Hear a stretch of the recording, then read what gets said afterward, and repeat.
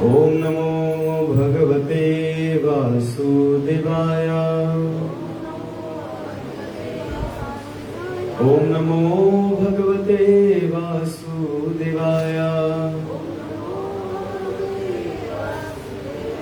नारायणं नमस्कृत्यं नरं चैव नरोत्तमं देवीं सरस्वतीं व्यासं ततो जयमुदीरये। नष्टप्रायेषु अभद्रेषु नित्यं भागवत सेवया भगवती उत्तम श्लोके भक्तिर्भवती नैष्टिकी। मुखं करोति वाचलं पङ्गुलङ्घयते गिरिं यत्कृपातमहं वन्दे श्रीगुरुदीनतारिणं श्रीचैतन्येश्वरं श्रीपरमानन्दमाधवं। हरि ओं तत्सत् हरि ओं तत्सत् हरि ओं तत्सत्। हरे कृष्ण। प्रातःकालीन श्रीमद् भागवत के सत्संग में स्वागत है। आज चर्चा के विषय स्कंद 3 अध्याय 15 श्लोक संख्या 40 है। आज विशेष दिन है पानी हाथी जोड़ा दल, इसके बारे में हम चर्चा करेंगे। पहले इस श्लोक के बारे में थोड़ा चर्चा करेंगे। आप लोग बोलने का प्रयास कीजिएगा। कुमार उवाच यो अंतरहितो हृदि गतोऽपि दुरात्मना त्वम्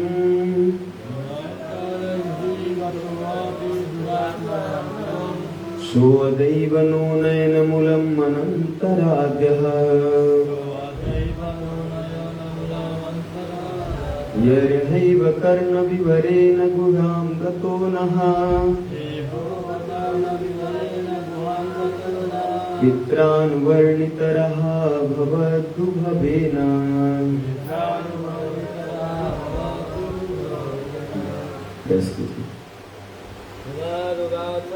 कुमारुवाच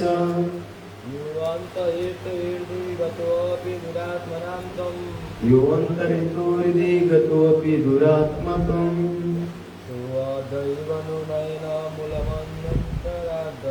सोऽदैव नो नयनमूलमनन्तराद्यः यरेण कर्णविवरेण गुहां गतो नः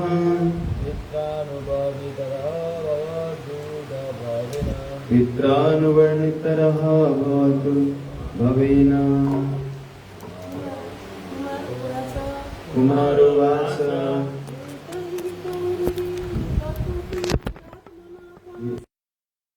हृदि गतोऽपि दुरात्मनां त्वम् सोऽदैव नो नयनमूलमनन्तराद्यः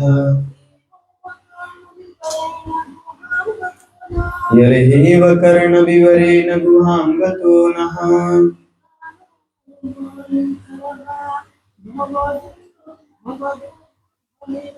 पित्रानुवर्णितरः भवदुभवेन।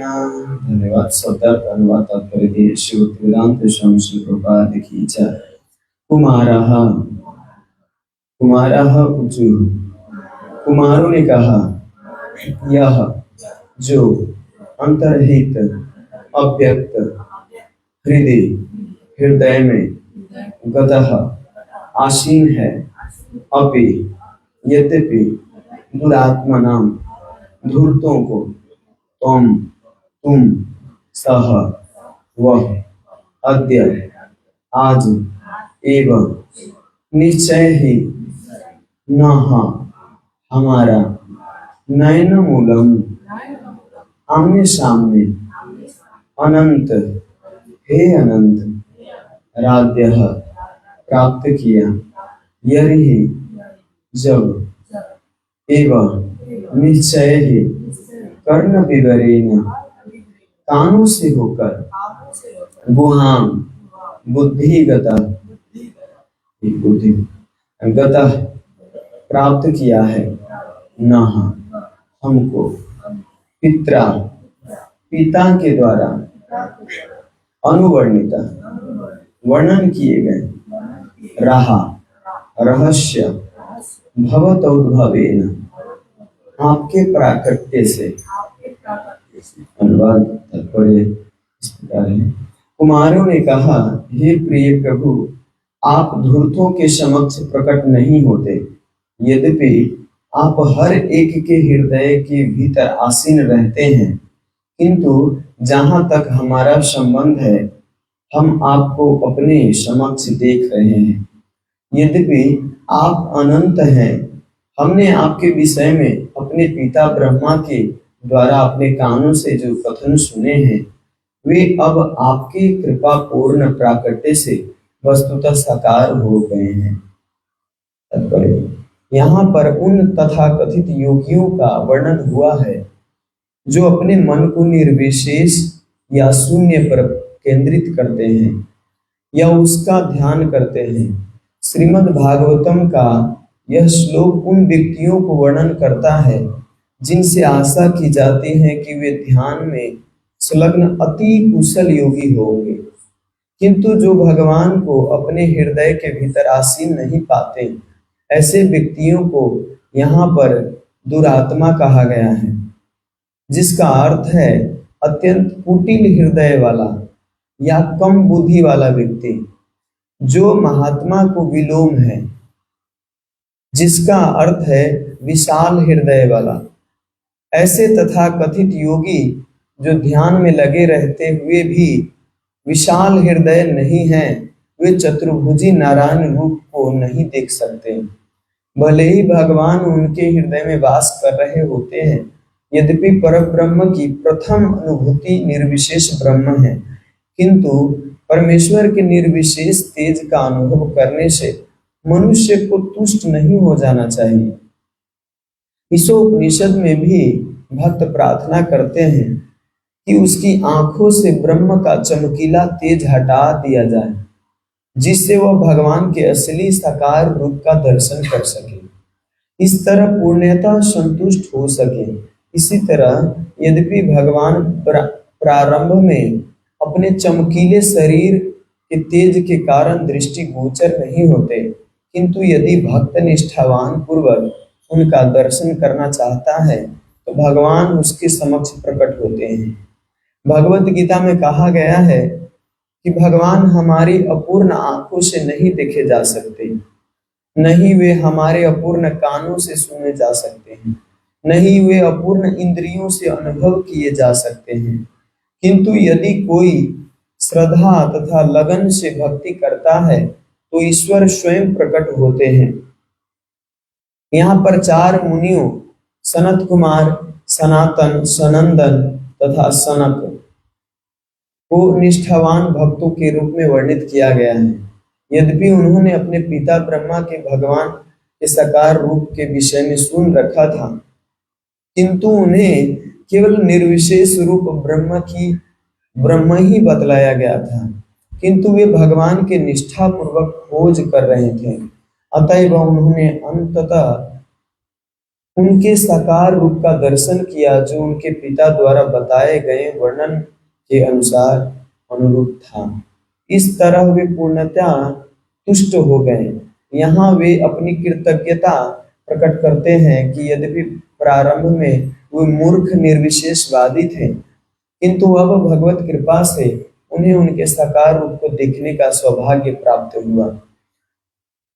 इस श्लोक में अन्य महत्वपूर्ण पक्ष यह है कि मुनियों अपने पिता ब्रह्मा से सुनने का अपना अनुभव बता रहे थे, जिनका जन्म सीधे भगवान से हुआ था।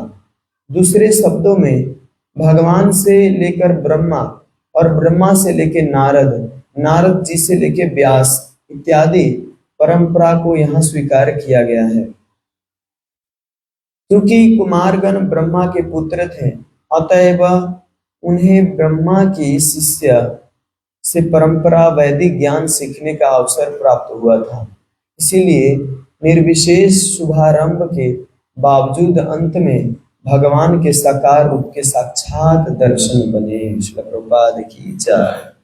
ओम ज्ञानतिमिरन्धस्य ज्ञानाञ्जनशलाकया चक्षुन्मीलितं येन तस्मै श्रीगुरुवे नमः। श्रीचैतन्यमनोभीष्टं स्थापितं येन भूतले स्वयं रूपकदा मह्यं ददाति स्वपदान्तिकं। वन्देऽहं श्रीगुरो श्रीयुतपदकमलं श्रीगुरुवैष्णवांश श्रीरूपं साग्रजातं सगन रघुनाथान्वितं तं सजीवं साद्वैतं सावधूतं परिजनसहितं कृष्ण चैतन्य देवं श्री राधा कृष्ण पादान् सगन ललिता श्री विशाखान्वितांस हे कृष्णा करुणा सिंधु दीनबंधु जगतपते गोपेश गोपिका कांत राधा कांत नमस्तुते तप्त कांचन गौरांगी राधे वृंदावनेश्वरी वृषभानुसुते देवी प्रणमामि हरि प्रिये वाञ्छाकल्पतरुभ्यश्च कृपा सिन्धुभ्यैव च पतितानं पावनेभ्यो वैष्णवेभ्यो नमो नमः नमो विष्णुपादाय कृष्णपृष्ठाय भूतले श्रीमते भक्तिवेदांत स्वामीति नामिने नमस्ते सरस्वती देवे गौरवाणी प्रचारिणे निर्विशेष शून्यवादी पाश्चात्य देशतारिणे जय श्री कृष्ण चैतन्य प्रभु नित्यानंद श्री अद्वैत गदाधर शिवासादि गौर भक्तवृंद हरे कृष्णा कृष्णा कृष्णा हरे हरे हरे राम राम राम हरे हरे। हरे कृष्ण। बड़ा सुंदर यहाँ पे वर्णन है कि चतुष्कुमार कृतज्ञता व्यक्त कर रहे हैं अपना कि निर्विशेषवादी जो भी है वो भगवान का दर्शन नहीं कर पाते। वो चारों तरफ शून्य शून्य ऐसे भगवान सब जगह है लेकिन भगवान का स्वरूप का दर्शन नहीं कर पाते। तो चतुर कुमार भी यही सोच रहे हैं कि मैं भी तो निर्विशेष में आसक्ति था, निर्विशेष ही मानता था, लेकिन फिर भी भगवान आप इतने कृपालु हो कि आपने फिर भी हमें दर्शन दिए। कृतज्ञता व्यक्त करते रहे। श्रील प्रभुपाद जी तात्पर्य में बताते कि जितने भी निर्विशेषवादी हैं वो चारों तरफ निराकार ही निराकार प्रस्तुत करने का प्रयास करते हैं। वो भगवान को दर्शन नहीं कर पाते। भगवान होते हुए भी कभी कभी कोई कहते हैं भगवान दर्शन तो दे तब हम विश्वास करें भगवान के ऊपर। अरे हम इस चर्म चक्षु से देख ही नहीं सकते। प्रभुपाद जी बताएं ये जड़ इंद्रिय से हम भगवान को अनुभव नहीं कर सकते, समझ नहीं सकते। हम इन आंखों से देख नहीं सकते, हम इस कानों से अच्छा से भगवान की लीलाओं को समझ नहीं सकते। इस कानों से भी कई बार हमें कई कथा आती, कई लीला आती जो हम श्रवण करते तो इस कानों पर विश्वास नहीं होता, क्या ये सच में सही है क्या? तो ये जड़ इंद्रिय से, इसीलिए रूप गोस्वामी कहते हैं कि जड़ इंद्रिय को समझने के लिए सबसे सरल उपाय है सेवा उन्मुखे जीवा दो। जब सेवा करता है तो उसके जीवा पर नाम प्रभु प्रकट होते हैं और नाम प्रभु प्रकट होके वो व्यक्ति समझ जाता है वो वास्तव में कृष्ण कौन है और मैं कौन हूँ, ये समझ पाता है। शुरू में कितना भी वैराग्य दिखाए कोई व्यक्ति तो वो ज्यादातर सहजियापन बन जाता है। इसका जीता जागता उदाहरण आज के जो लीला हुआ है इससे पूरा मिलता जुलता है। पूरा भारत में जैसे नहीं, पूरा विश्व में है। पूरा विश्व में सबसे ज्यादा संपन्न जो देश था 500 वर्ष पहले, अभी भी है, 500 वर्ष पहले वो क्या कहते हैं, इंडिया था, भारतवर्ष सबसे संपन्न 500 वर्ष पहले। और उस पूरे भारतवर्ष में सबसे ज्यादा संपन्न प्रांत था बंगाल, और उस बंगाल प्रांत में सबसे ज्यादा संपन्न धनी व्यक्ति और हिरण्य मजुमदार और गोवर्धन मजुमदार थे वहां के बंगाल में। तो दोनों भाई रहते थे। इनका सरकार से क्या था, एक टैक्स, सरकार इनका सेवा था, सरकार दिए थे टैक्स कलेक्शन का। तो टैक्स कलेक्शन करते थे तो 20 लाख स्वर्ण मुद्रा टैक्स कलेक्शन होता था। लेकिन जो गोवर्धन मजुमदार और हिरण्य मजुमदार जो थे, ये दोनों भाई मिल के क्या करते थे, 20 लाख मुद्रा में इनको 15 लाख मुद्रा जो होता था वो सरकार को बुझाना था और 5 लाख मुद्रा इनके सैलरी के लिए था। लेकिन ये क्या करते थे, 20 लाख में केवल 12 लाख ही देते थे और क्या कहते हैं 8 लाख रखते थे अपने खुद के लिए। तो सोचिए, नहीं उल्टा कर देते, वो 8 लाख देते थे, 12 लाख मुद्रा रखते थे। तो ज्यादा ये नियम के विरुद्ध हो गया ना, शास्त्र क्या कहते हैं गवर्नमेंट के अनुसार। तो किसी दिन पता चला गवर्नमेंट को कि ये जो मजुमदार है तो चोरी कर रहा है, चीटिंग कर रहा है। आधा पैसा रख रहा है, इससे ज्यादा पैसा रख रहा है, लेकिन बहुत बड़े धनी थे और ये कायस्थ परिवार से थे, कायस्थ थे। तो वहाँ की कम्युनिटी इतना मजबूत था, इतना मजबूत था कि जब जब आते पकड़ने के लिए, तब तक कायस्थ जो कम्युनिटी था ये उठ पड़ते और इनको कुछ नहीं करने देते थे हर समय। तो इनके पिताजी तो बहुत बड़े चीज में फंस गए थे एक्चुअली। गवर्नमेंट के आज न कल तो कोई ना कोई तो पकड़ेगा ही, तो इसके लिए गवर्नमेंट रोज आते थे ऐसे कुछ करने। एक बार क्या कहते हैं, ये जो रघुनाथ दास गोस्वामी थे, इनके पुत्र का नाम रघुनाथ दास गोस्वामी। तो रघुनाथ दास गोस्वामी एक बार ये जो गवर्नमेंट के मेन जो था व्यक्ति, उनसे मिल के और इनको ऐसे मतलब बात किए कि उसको घूस देके हो, पैसा देके हो, उसको समझा बुझा के उनको भेज दिए। वो इसके बाद आए भी नहीं, कुछ भी नहीं करने आए। तो रघुनाथ दास गोस्वामी शुरू से ही प्रकांड विद्वान थे। उनके लिए पढ़ाने के लिए उनके पिताजी अलग से गुरु रख दे घर में ही पढ़ाने के लिए, इतने राजा के बेटे जैसे थे। और सोचिए उतने धनी में हिरण्य मजुमदार और ये क्या कहते गोवर्धन मजुमदार कितना धनी व्यक्ति होंगे कि पर्सनल इनके लिए सारा व्यवस्था रखते थे। मैं इसीलिए ये सब बता रहा हूँ कि ऐसा कोई ना कहे कि रघुनाथ दास गोस्वामी ऐसा खाने के लिए उनको नहीं था इसीलिए संत बन गए, क्योंकि ये बाद में जाके रघुनाथ दास गोस्वामी बनने वाले हैं, रघुनाथ दास गोस्वामी, है ना। तो ऐसे अभी इनका जो फैमिली है ये बहुत बड़े संपन्न थे, राजा से कम नहीं थे, इतना था इनके पास। स्वर्ण मुद्रा, एक स्वर्ण मुद्रा के ही कितना होता है, वो तो 12 लाख स्वर्ण मुद्रा महीना का मिलता था उनका। तो फिर बाद में जाके जो इनका काम था, इनका प्रभाव था, ऐसे व्यक्ति थे जैसे आगे वाला व्यक्ति क्या सोच रहा है, रघुनाथ दास गोस्वामी आगे वाला व्यक्ति क्या सोच रहा है वो देख के समझ जाते थे कि ये क्या बोलने वाला है, इतना विद्वान थे। सनातन गोस्वामी, रूप गोस्वामी, ये सब बहुत सिद्धि प्राप्ति व्यक्ति थे। रघुनाथ दास गोस्वामी भी इसमें से एक थे। तो जब इनको एक बार पता चला कि चैतन्य महाप्रभु संन्यास लेके जगन्नाथपुरी में आए, तो जगन्नाथपुरी में आए थे, महाप्रभु को मिलने के लिए बार बार नवद्वीप से भाग जाते थे। वैसे महाप्रभु तो पहले यहीं पर थे नवद्वीप में ही, तो उस समय उतना नहीं पता था, नवद्वीप के बगल में है, पूरा नवद्वीप में ही रघुनाथ दास गोस्वामी रहते। तो वहां से दौड़ के भाग जाते थे चैतन्य महाप्रभु को मिलने, और जगन्नाथपुरी में जाके, और कैसे, ऐसा नहीं मतलब रास्ते रास्ते होके नहीं जाए गए, वो खेत खेत खेत खेत होता है ना, वो कोई रास्ता नहीं, बस पता है कि जगन्नाथपुरी से सीधा रास्ता जाता है, यहाँ से इधर है पूर्व की तरफ, तो पूरा खेत खेत दौड़ते दौड़ते गए। जब किसी को पता चलता है कि वृंदावन इस कोने में है, तो वृंदावन दौड़ के चले जाते हैं। हम पहले के लोग ऐसे ही करते थे, वो रास्ता वैसा नहीं हो, तो वैसे ही करते थे कि रास्ते रास्ते न जाके वो पूरा खेत खेत ही गए महाप्रभु से मिले। लेकिन विश्वास कीजिए महाप्रभु बार बार उनको भेज देते थे, लेकिन अपने तरीका से रघुनाथ दास गोस्वामी तो प्रयास कर रहे हैं भगवान को मिलने, लेकिन जब तक आपका टाइम ना हो तब तक भगवान स्वीकार भी नहीं करते। लेकिन इसका अर्थ ये नहीं कि आप अपना प्रयास छोड़ो, प्रयास करना ही चाहिए। रघुनाथ दास गोस्वामी कितने बार प्रयास किए तब जाके उनको स्वीकार किए। तो बार बार, एक बार गए, फिर महाप्रभु बोले कि तुम मरकट बैराग्य लेके मत आओ, तुम अभी माता पिता का सेवा करो, अपना परिवार को देखो, अभी सब कुछ करो, अभी विवाह करो, शादी विवाह करके सब कुछ हो जाओ, तब बाद में आना, मैं बताऊंगा तुमको। रघुनाथ दास गोस्वामी बहुत पीड़ित हो जाते थे। सोचिए जिसके भक्ति में आग जल रहा है भक्ति के लिए, कि कब मैं चैतन्य महाप्रभु के साथ रह के भजन कर पाऊं, महाप्रभु की आज्ञा का पालन कर पाऊं, और मेरे हृदय में भी भक्ति के लिए ज्वलन ये ज्वलित हो रहा है, प्रज्वलित हो रहा है, मैं कब जाके उनका आज्ञा पालन कर पाऊं।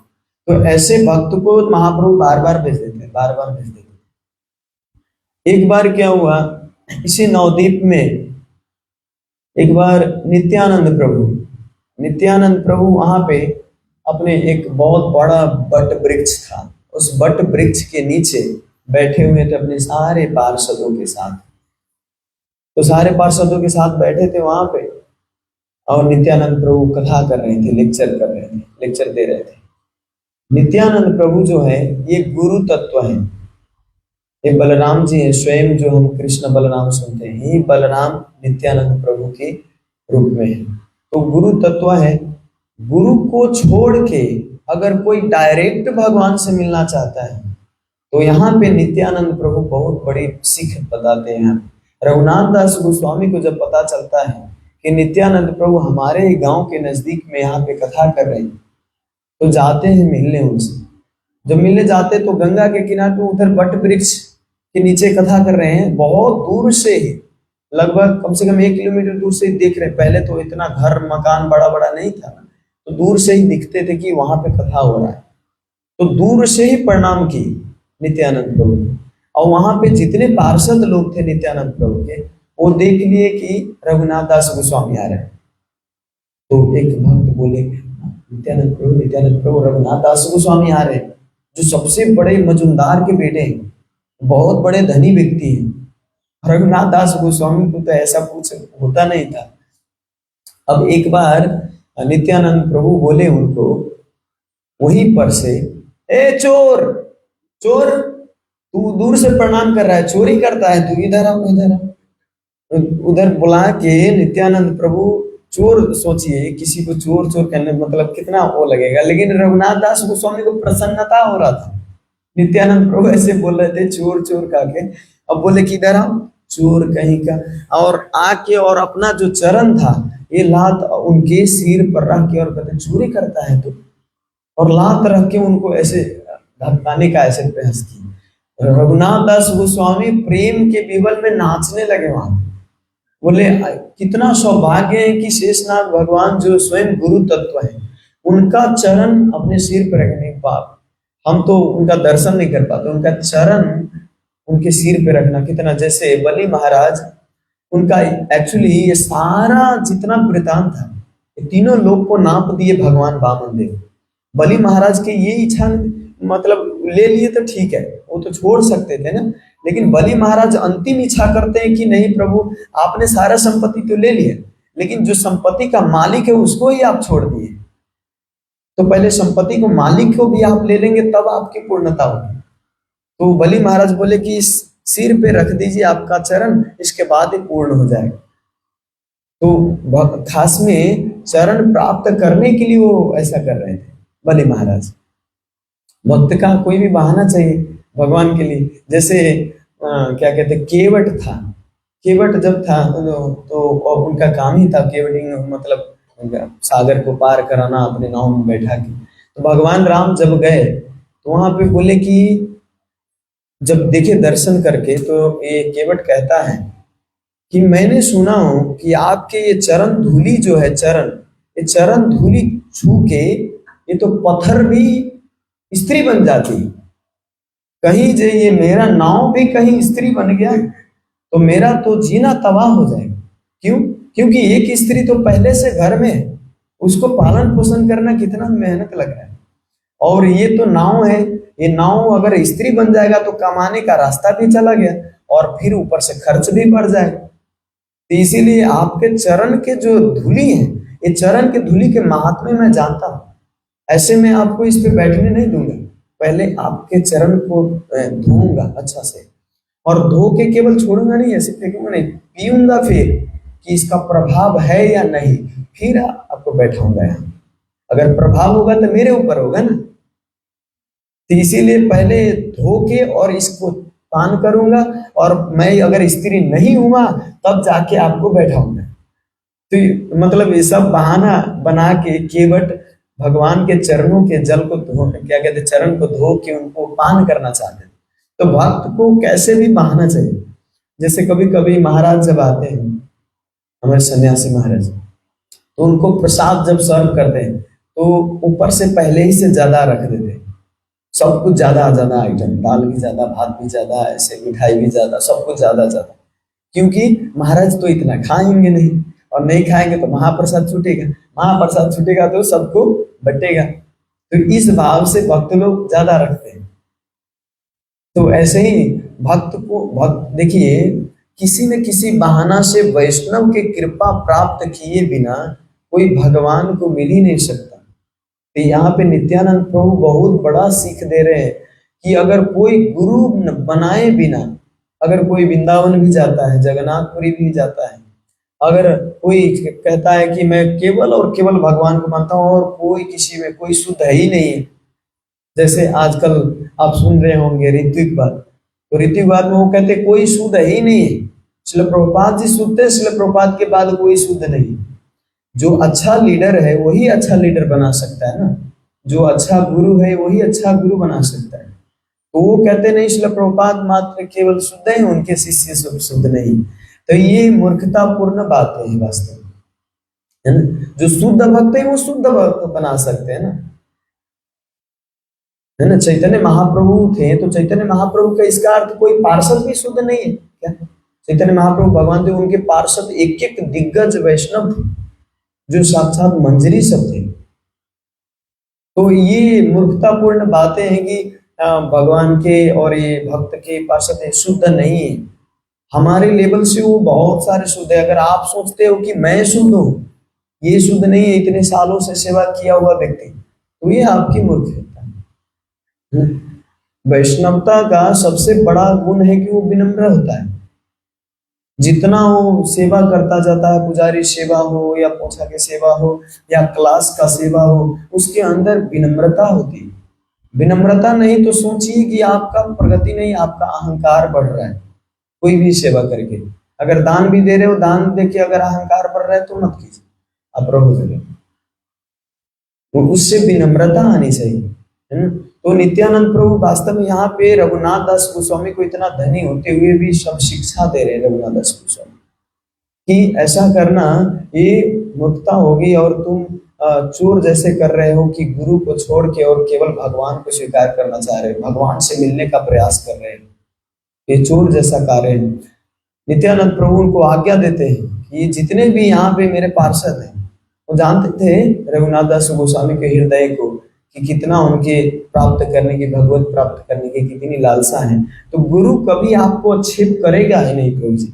आपको अगर पता लगेगा गुरु को कि इसके अंदर इतना वो है, तो आपको उसमें बाधा नहीं डालेगा और मदद करेंगे। लेकिन वो ये चाहते हैं कि आप बस केवल शरणागति को स्वीकार करो, आप एटिकेट को पालन करो, क्योंकि आप यहाँ पे नहीं करोगे तो हो सकता है भगवान में भी तो आप दोष देख सकते हो। तो वो शुद्ध करने के लिए पहले गुरु के शरण में जाने के लिए बोलते हैं और देखते हैं कि वैष्णव से इनका व्यवहार कैसा है। वैष्णव से व्यवहार अच्छा नहीं तो वो आगे भी नहीं लेके जाते। तो ये शिक्षा देने के लिए रघुनाथ दास गोस्वामी को कहते हैं जितने हमारे यहाँ पे सारे पार्षद बैठे हैं, सारे पार्षदों को बैठा के और केवल दही चूरा आप जो भी तो यहाँ पे फिस्ट करो, सारे पार्षदों को संतुष्ट करो खिला के। रघुनाथ दास गोस्वामी तो ये सेवा पा के इतना प्रसन्न हो जाते हैं, दही चूरा का फिस्ट।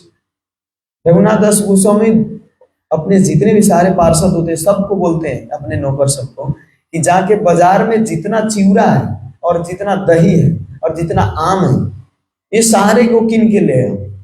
हम इतने बड़े मजूमदार जो उनके लिए क्या वैष्णव सेवा कौन छोड़ना चाहेगा, है ना। भगवत सेवा से भी ज्यादा महत्वपूर्ण वैष्णव सेवा है। ये आपको आश्चर्य लगेगा, लेकिन भगवत सेवा से क्यों महत्वपूर्ण है? क्योंकि भगवान कब प्रसन्न होते हैं? जब वैष्णव की सेवा होता है। भगवान को क्या कमी है? कुछ कमी है, लेकिन भगवान ये चाहते हैं कि मेरा भक्त अगर प्रसन्न है तो वो भक्त को प्रसन्नता देके भगवान प्रसन्न होते हैं। लेकिन जो वैष्णव होता है वो वैष्णव चाहते हैं भगवान की सेवा। तो यहाँ पे जितने भी बाजार में थे वो सारे बाजार में जाके इनके पार्षद लोग बहुत सारे दही चूरा फिस्ट करने के लिए किन के लाए, बोरा के बोरा और टैंकर के टैंकर। ऐसा दही आता था कि वो दही कुल्हड़ होता है ना, कुल्हड़, मिट्टी का कुल्हड़, उस मिट्टी के कुल्हड़ में एक में जो तर होता है ऊपर का, दही दूध का तर, दूध जब उठते हैं तो उसको गाढ़ा जब बन जाता है तो गाढ़ा होने के बाद ऊपर से वो तर बनता है। तो एक कुल्हड़ में केवल छाली था, वो जो तर था वो एक कुल्हड़ में था, और एक में दही पूरा एकदम प्योर दही। तो सबको इतना मिलता था और फिर डबल डबल मिलता था। और जितने बाजार में बेचने वाले दुकानदार थे वो उसके बाद वो दुकानदार को भी बुला के बैठा के खिलाए, केवल पार्षदों के नहीं। और गांव में पता चला कि दही चूरा का फिस्ट हो रहा है तो सब लोग आने लगे वहां पे भगवान के। वहां पे देखिए कुछ लोकल लोकल को पता था कि चैतन्य महाप्रभु, ये नित्यानंद प्रभु साक्षात भगवान है, भगवान के अवतार। तो ये भगवान के अवतार की लीला देखने के लिए बहुत लोग वहां पे जमा होने लगे। और ये रघुनाथ दास गोस्वामी ये नहीं सोचे, थोड़ा भी विचार नहीं किए कि नित्यानंद प्रभु ने केवल पार्षदों को खिलाने के लिए बोला। केवल वो पार्षदे, जितने लोग पार्षद हो यहाँ पे रहो इस लाइन में, और बाकी सब यहाँ से चले जाओ, केवल पार्षदों को ही मिलेगा। वो सेवा का मौका मिला तो जो भी आ रहे हैं सबको खिला रहे हैं वहां। वैष्णव सेवा के साथ साथ में जो भी आ रहे हैं उनके पास सामर्थ्य था ना, इसीलिए सामर्थ्य के अनुसार सेवा करनी चाहिए। तो रघुनाथ दास गोस्वामी कहते जितना आज हो सके पूरा धन अगर खर्चा हो जाए, पूरा धन खर्चा करने के लिए रेडी थे रघुनाथ दास गोस्वामी। कुछ में अटैचमेंट था ही नहीं रघुनाथ दास गोस्वामी, थोड़ा भी नहीं था। घर में एक बार उनको उनके पिताजी और उनके माता बार बार भाग जाते थे ना रघुनाथ दास गोस्वामी मिलने के लिए, तो उनको पिलर में बांध के रखे थे और रूम में बंद करके और केवाड़ लगा के और 4-5 सिक्योरिटी गार्ड रख दिए थे कि ये रघुनाथ दास गोस्वामी कहीं भागे नहीं। लेकिन रघुनाथ दास गोस्वामी के जो विवाह हुआ था तो उनकी पत्नी अप्सरा जैसी, उनसे भी कहीं सुंदर, लक्ष्मी जैसी, इतनी सुंदर थी उनकी पत्नी। लेकिन उतना सुंदर पत्नी होते हुए भी रघुनाथ दास गोस्वामी उस जंजीर में बांध के जब रखे थे उनको, तो उनके पिताजी एक बात बताते अपने पत्नी से कि देखो, सबसे संसार में सबसे ज्यादा बांधने वाली जो चीज है ये पैसा है, कंचन और कामिनी, स्त्री और पैसा, ये सबसे ज्यादा फंसाता है संसार में। लेकिन हमारे पुत्र का न तो धन के ऊपर आसक्ति है, और जो स्त्री के ऊपर आसक्ति होना चाहिए, अभी अभी कुछ दिन पहले विवाह हुआ, ये आसक्ति होना चाहिए। इतनी सुंदर पत्नी है तो इस सुंदर पत्नी में थोड़ा भी अटैच नहीं, इसको भी छोड़ के जाने के लिए जब रेडी है, तो ये जंजीर से बांध के हम क्या कर सकते? जिसका मन ही हर समय लगा हुआ है, हृदय लगा हुआ है कृष्ण चरण में, तो उनको बांध के जंजीर से क्या कर सकते? आज बांधेंगे, उससे में वो कृष्ण स्मरण कब प्राण भी छोड़ सकता है, कृष्ण स्मरण करते करते। इसीलिए ये उचित नहीं, इसीलिए रघुनाथ दास गोस्वामी को छोड़ देते हैं, वहां पे छोड़ देते हैं। और वो जाके रघुनाथ दास गोस्वामी जगन्नाथपुरी जाते हैं, कहते हैं कि कम से कम खाना वाना व्यवस्था करवाने का प्रयास करते हैं उनके पिताजी हिरण्य मजुमदार कि जगन्नाथपुरी में रहेगा कम से कम, तो उनके लिए लता कपड़ा खाने के लिए व्यवस्था वो कर ले। वो कहते हैं इसे अगर करेंगे तो फिर हम भाग के चले जाएंगे दूसरे जगह, कुछ व्यवस्था नहीं चाहिए। वहां के जो फेंका हुआ आनंद बाजार के जो फेंका हुआ जो नहीं बिकता है, तो आनंद बाजार के पीछे वो एक गटर जैसा, तो वहां पे फेंक दिया जाता है, वो गाय आके खाता है, गाय कुकुर, वो जो फेंका हुआ इसमें कीड़ा भी पड़, तो उसको धो के और उसको खाते थे रघुनाथ दास गोस्वामी। तो इतना तक वैराग्य था, तो धन में थोड़ा भी अटैचमेंट नहीं था। और यहाँ पे फिर नित्यानंद प्रभु इनको जब पता है कि इनको आसक्ति नहीं है, नित्यानंद प्रभु क्या कहते हैं रघुनाथ दास गोस्वामी, इसीलिए रघुनाथ दास गोस्वामी दिल खोल के सब वैष्णवों की सेवा कर रहे हैं। वहां पे सब लोग खा रहे हैं, लेकिन नित्यानंद प्रभु वहां पे खाते खाते महाप्रभु को स्मरण कर रहे हैं। और पता है आपको, जब नित्यानंद प्रभु खा रहे थे वहां पे, जब खाने से पहले सब लोग महाप्रभु को स्मरण किए थे। महाप्रभु को जब स्मरण किए, चैतन्य महाप्रभु वहां पे प्रकट होके उनके साथ खा रहे थे, लेकिन वहां पे कोई देख नहीं पा रहा था महाप्रभु को चैतन्य, क्योंकि जहां पे कृष्ण वहां पे बलराम, जहां पे बलराम वहां पे कृष्ण, जहां पे नित्यानंद प्रभु वहां पे महाप्रभु, और जहां पे महाप्रभु वहां पे नित्यानंद। तो जब खा रहे थे तो सब लोग दर्शन नहीं कर पा रहे थे, लेकिन नित्यानंद प्रभु देख पा रहे थे कि महाप्रभु भी वहां पे खा रहे हैं, और खा के सब लोग मदमस्त होके एकदम नाच रहे हैं, गा रहे हैं हरि कीर्तन में।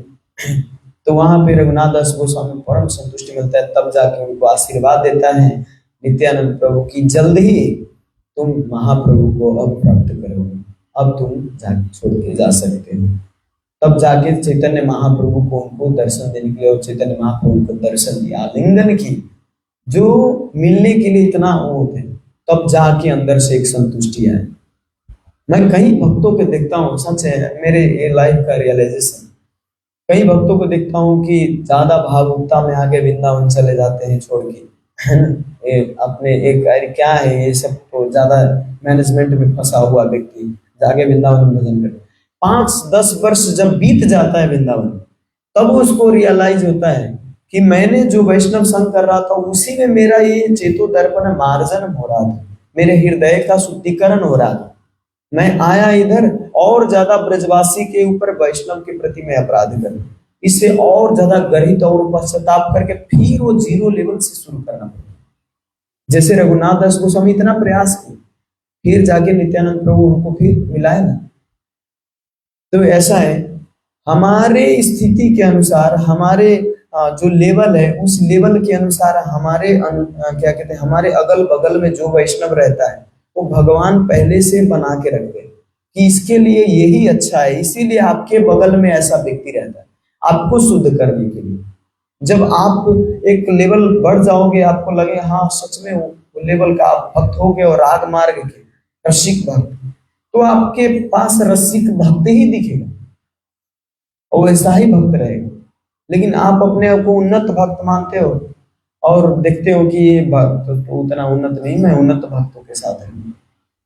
रूप गोस्वामी उपदेशामृत में एक सामान्य विचार दिए हैं कि वैष्णव किसके साथ संग करना चाहिए। आप उपदेशामृत की किताब पढ़ो, 5 नंबर श्लोक, कृष्णोति यस्य ग्रीम तमनसा इंद्रियेत दीक्षा अस्ति चेत प्रणति भीश्चल जंत मिशन शुश्रूषया भजनम विज्ञम अनन्य अन्य निंदाति शून्य हृदय पिप्सित संगत्या। दृष्टि स्वभाव नहीं कहते हैं, कृष्णोति जिसका कृष्ण में मति लगा हुआ है उसके साथ उसको प्रणाम करना चाहिए। दीक्षा अस्ति चेत प्रणति, उसको दंडवत प्रणाम करें जो दीक्षा लिया हुआ है। लेकिन संगति किसके साथ करना चाहिए, जो अन्य निंदादि शून्यम, सारे निंदा से शून्य है, निंदा किसी का नहीं करता, उनके साथ संगति करनी चाहिए। तो ये सामान्य क्या अलग करने के लिए, आपको विचार करने के लिए दिए हैं, लेकिन आप अपने से किसी को वो ना मान सको, किसी के प्रति अपराध न करो, ये मेरे से तुच्छ है, मैं वैष्णव हूँ, ये एकदम निकृष्ट लेवल की चेतना है। तो हमें रघुनाथ दास गोस्वामी आज के दिन प्रार्थना करें कि वैष्णव की सेवा हमें मिले और वैष्णव की कृपा भी मिले। श्री रघुनाथ दास गोस्वामी की, श्री प्रभुपाद की जय। गुरु